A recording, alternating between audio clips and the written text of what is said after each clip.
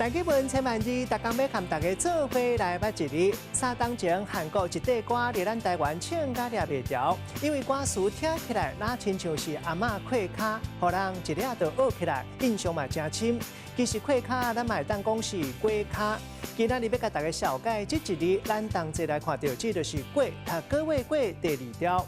第2字典解说跪意思就是将物件放好悬，咱讲跪悬，将物件跪较悬的。有一寡腔口读做假，带大家做伙来小解这2个词。头一个就是跪骹，意思是甲骹跪伫咧椅骨头啊，或者是其他的物件，甲骹跪好悬。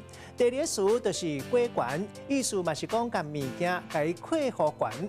咱用一句话来举例，甲这2个词合做伙。譬如讲阿明搬厝，为了要省开销，家己油漆，搁擦天棚，结果搬一只椅仔来跪悬，规间厝擦刷实在真险头。